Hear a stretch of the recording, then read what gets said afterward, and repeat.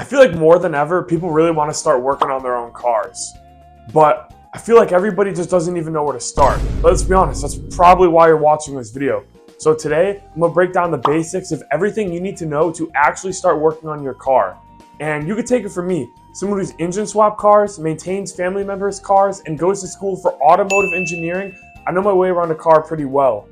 If you want to start working on your car, this video breaks it down into 3 chapters. From starting the job, getting all the steps you need, to doing it safely, to actually finishing the project without exploding your car. Alright, so the first chapter is pretty simple. Know the steps before you touch the car. And you might be thinking, oh great, I can just watch a YouTube video, it should have the steps on what I need. And well, yeah, YouTube can help sometimes, but YouTubers are honestly a lot dumber than you think. They're not going to tell you the torque specs, they're going to skip steps, they're going to use a one-use gasket twice. They just don't have all the information that you might need, especially for a very specific job. What you actually need is a factory service manual. Not the little booklet in your glove box, but a manufacturer service manual. These are the same things that the mechanics of the dealership are going to be using. Now, a popular way to get these for just regular people is going to be a Haynes service manual. I'll leave a link down below.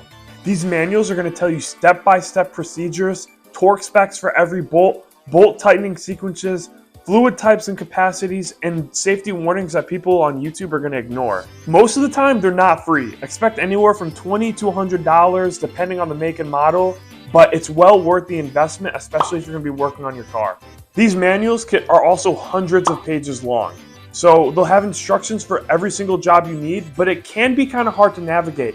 So a trick that I like to use is use Control F and you can jump straight to the job you're doing. So before you even start touching the car to work on it, you got to read the steps, make sure you have all the tools you're going to need and all the parts you're going to need to complete the job. And then feel free to maybe watch a YouTube video, see what the job might look like in real life. Sometimes a YouTuber might have a tip or a trick that will actually be helpful. But if the service manual and the YouTube video aren't agreeing on something, always just go by the service manual. The service manual is literally made by the people who designed the car. There's no better place to get information. Okay, great. Now you have your service manual, you got the steps down, but you don't have any tools. How are you actually going to do the work? Well, the good news is, unlike what you might see on TikTok, you don't have to buy Snap-on or Matco tools for $10,000. Tools don't have to be expensive, and honestly, they're not as complicated as you think. Alright, so the first tools I would recommend getting are a basic jack and jack stands. Here's what the jack stands look like. And I personally got mine from Harbor Freight. They're pretty inexpensive, but they're also pretty popular. Now, I wouldn't cheap out on these as these are a crucial part of safety equipment that you're going to be using. And your life is not worth saving extra couple $100, honestly, and unless you drive a Miata. But I'm just kidding. But in all honesty, the Harbor Freight ones are decent, and they're about as cheap as I'd go for jacks and jack stands. Some basic things I would keep in mind when using jack and jack stands is learn the jack points of your vehicle, work on flat ground, always use a parking brake, always chalk off the wheels that are staying on the ground, lower the car onto your jack stands. Do not rely on just the jack alone. And always give your car a good shake and make sure it's sturdy before you get underneath the vehicle. If you need help, you can always watch a YouTube video on how to do this, but make sure it's a trusted video. Alright, and for the tools that you're actually going to be using, like your hand tools, I would say for most people, just start with a socket and ratchet set and a torque wrench. That's all you're going to need. For any basic job like brakes, oil change, even some basic engine work like taking off an intake manifold, a socket set is all you're going to need.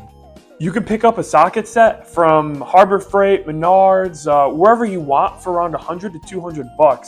Obviously, you can get more expensive stuff, but if you're just starting out, I don't think there's anything wrong with the cheap stuff. People online will love to argue about brands like Snap-on, Matco, tool truck brands. All these tools are really expensive, and I do get to use them at my school where I'm learning automotive engineering. And let me tell you, if you're just working on your car at home, realistically, any cheap tools, even from Harbor Freight, should be fine. The rule of thumb that I like to use is if I use a tool enough, the cheap tool enough to break it, then I can justify going out and buying that more expensive tool. And I'm going to tell you right now, 2 years of working on cars, I have not broke a single tool yet. All right, great. So you have a service manual, you have some jack stands, some sockets, some ratchets. You're ready to get started working on the car. What should you do first? And a lot of you guys are not going to want to hear this, but don't start with a cold air intake. Don't start with an exhaust.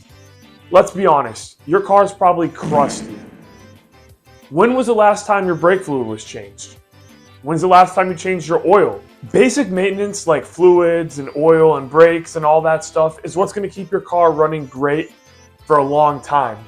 If you don't do your general maintenance, like these things, that intake doesn't matter. Your carbon fiber lip doesn't matter. Your car's running like garbage anyways. Basic maintenance I would recommend to start off with would be things like your oil change, brakes, transmission fluid, brake fluid, spark plugs, any filters or any other wear items on your vehicle. Most maintenance jobs on your car are going to be pretty beginner friendly. I don't think any of them are too complicated. This is what most people are going to start with. You can't just play basketball and hop in the NBA. Like, you got to build your skill level up. It's the same thing with working on cars.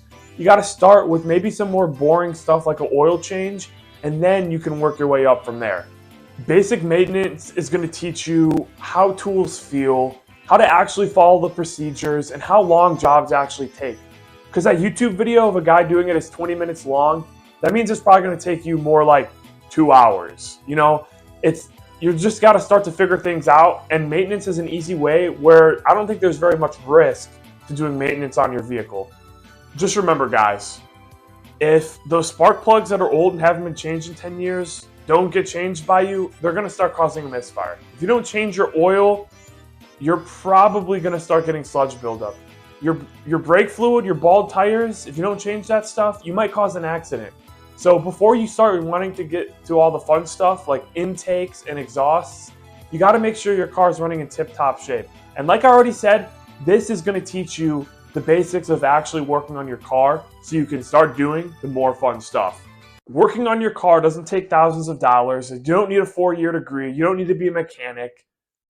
It just takes time and practice. And honestly, I hope today's video gave you guys the confidence to start working on your car. Now you know the steps, the tools you might need. What are some good places to start working on your car? And I really hope you guys can get out there and start working on your cars. And it's going to be a great way to save yourself some money. You won't have to go to the mechanic shop. It's usually cheaper to do it yourself. And you get to learn a cool, new, fun skill.